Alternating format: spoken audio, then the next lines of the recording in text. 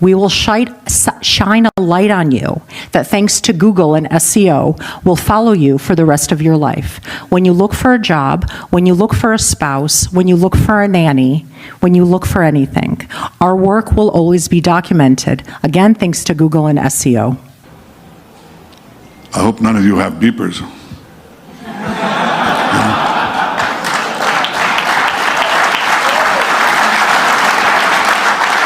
How did Fortress?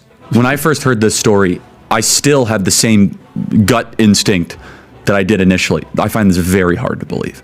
I've been to that Gaza border. You cannot go 10 feet without running into a 19-year-old with an AR-15 or an automatic machine gun that is an IDF soldier. Right, the whole country is surveilled, and so let me just kind of go through this. We don't talk about Israeli politics very often, and most Americans don't know this.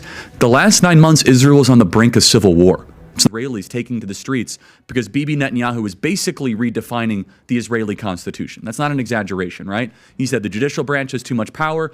There were protests planned this week against Netanyahu, where they anticipated tens of thousands of people to take to the streets. That's all gone, Patrick. They're live streaming the killing of Jews. Did somebody in the government say, stand down? That is a legitimate, non-conspiracy question. The whole country is the IDF.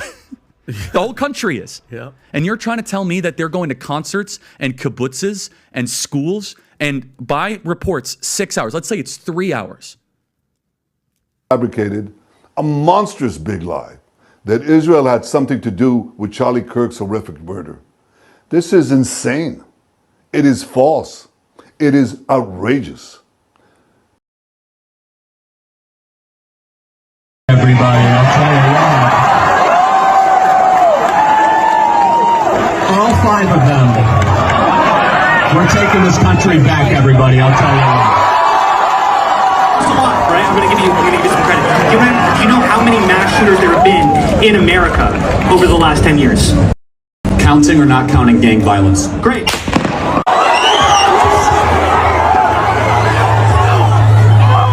Moments ago, Israel launched Operation Rising Lion, a targeted military operation to roll back the Iranian threat to Israel's very survival.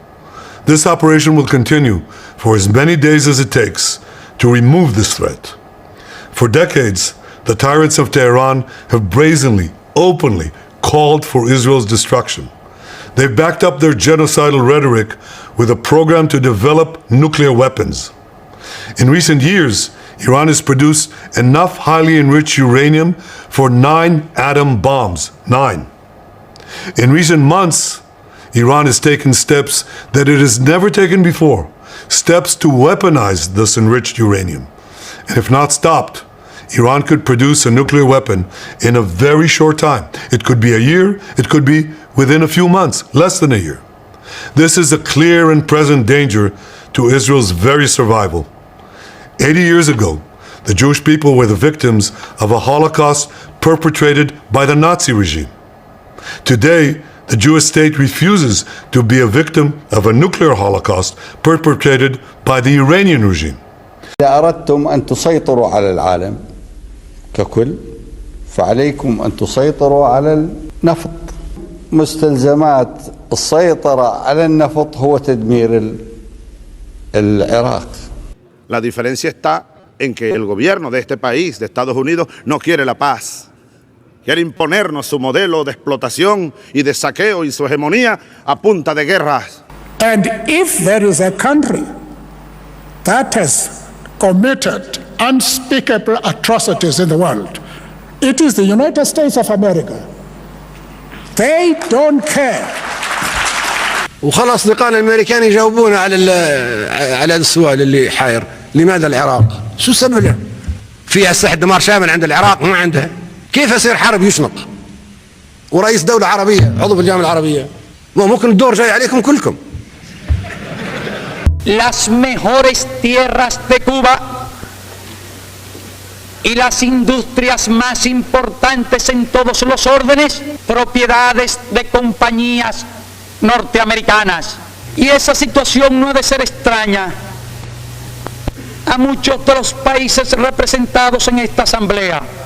Mr. Trump, Ms. Trump, I'd like to ask about your father's relationship with Israel. He's taken over $230 million from pro-Israel groups. During the summer against Iran, even though he advised against it, Israel still attacked Iran and the U.S. still bombed on behalf of Israel. Your father's frustrations with Netanyahu have been made clear when he cursed on national TV over the situation. Israel has not been a great ally to the U.S. all the way since 1960 when they bombed the USS Liberty. Israel is a nation where Christians are constantly under attack in both Gaza and the West Bank. We talk about America first and defending Christians, but how can we do this if we align ourselves with a nation that does not do that itself?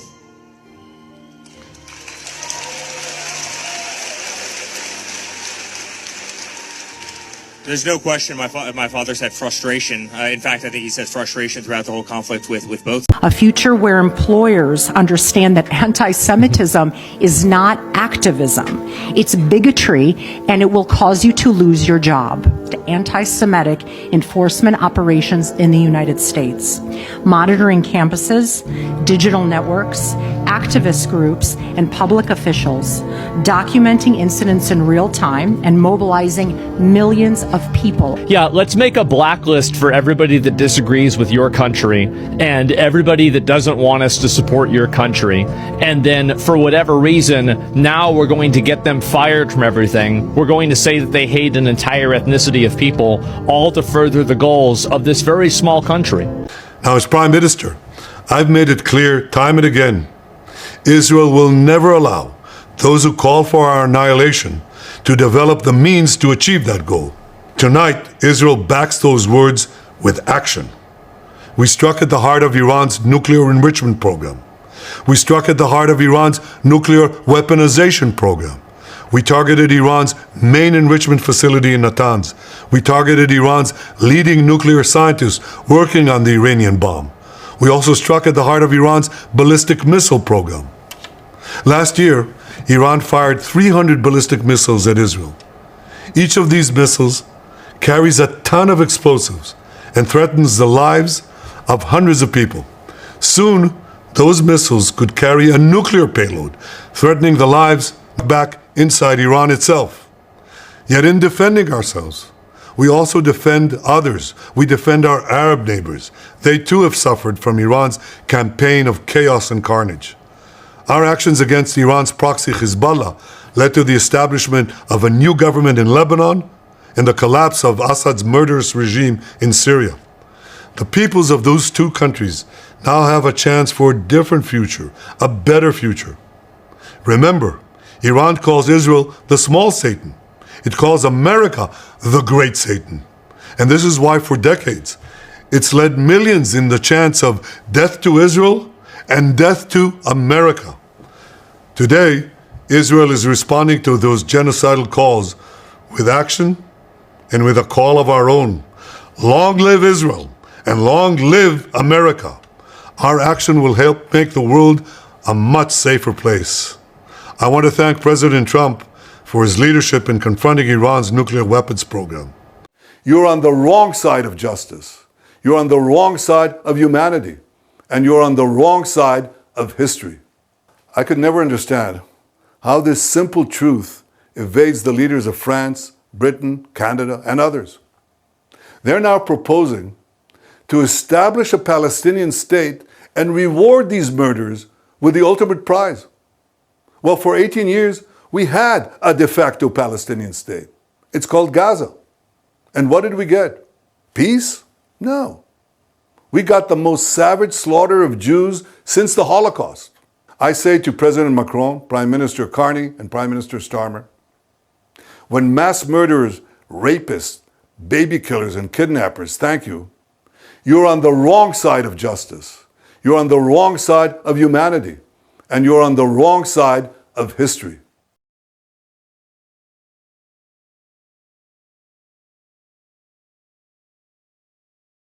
Ask, like, where would you start with government efficiency? It's kind of like being in a room where the entire room is targets. And so you can shoot in any direction, and not miss. Now, we do have a fundamental issue, which is that the government is spending far more than it brings in. And the reality is that all government spending is actually taxation. All government spending is taxation. Sometimes people think some of it is taxation and some of it's not, but it's all taxation because the part that is not covered by tax revenue becomes inflation. So you're either taxed directly or you're taxed by inflation, but you're for sure taxed. And so all government spending is taxation. So we have to reduce government spending overall. Like this will be forced upon us in the future. The interest payments now exceed the Defense Department budget, which is $1 trillion a year. That's a lot of money. So just the interest on the debt exceeds what we spend on the military. Just the interest. And that is rising rapidly. So it can't be like, we'll trim a little bit here and there. That's not going to work. There have to be quite radical reductions in cost.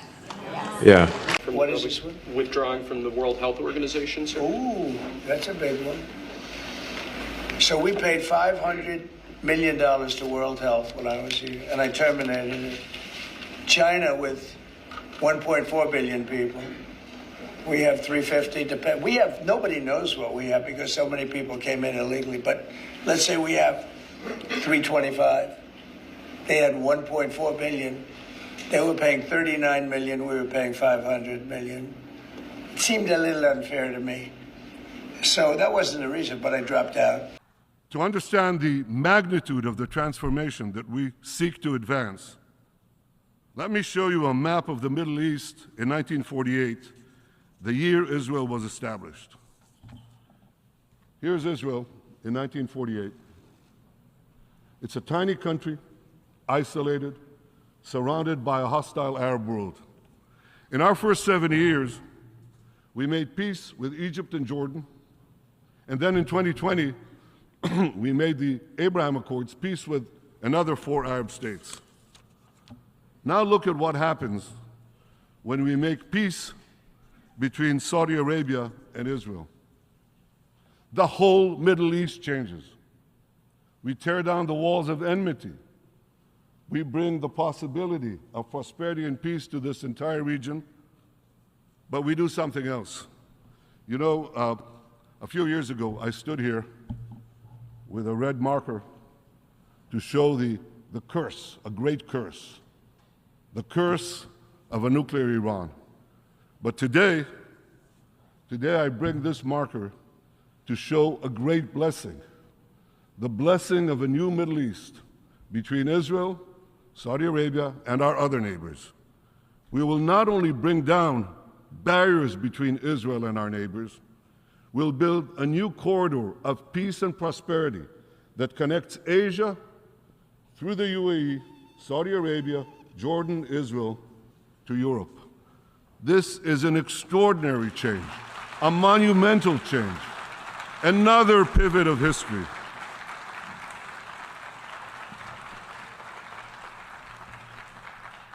Now, as the circle of peace expands, I believe that a real path towards a genuine peace with our Palestinian neighbors can finally be achieved. But there's a caveat. It has to be said here, forcefully. Peace can only be achieved if it is based on truth. What have the Jewish people ever done that's bad? What have they ever done to anybody? Nothing, okay? I mean, except communism, but, sure, that rose out of Judaism and killed 100 million Christians, but, other than that, what's the big deal? Fractional reserve banking, okay, sure, yeah, the Fed and all that is not great, but other than communism and fractional reserve banking, what, the Middle East wars? Okay, fine. Yes, the Middle East wars and the fractional reserve banking and pornography and normalizing homosexuality and hijacking the civil rights movement. But other than that, what have they done to anybody ever? And if you're going to say they've killed hundreds of thousands of children and innocent people in their brutal wars of domination in the Middle East, then all I have to say to you is shut up, okay? It's who cares? It's well, other than those things, what's the big deal? What's the big issue other than the pedophile blackmail rings and the controlling the U.S. Congress and the imposing censorship on everybody because their bad deeds are being exposed? What have they ever done to anybody? The outrage is so unwarranted and overblown. I mean, people are acting like they killed Christ or something. Oh, shit. I have an idea. Mr. President, why don't you give him a pardon? Give him a pardon. Come on.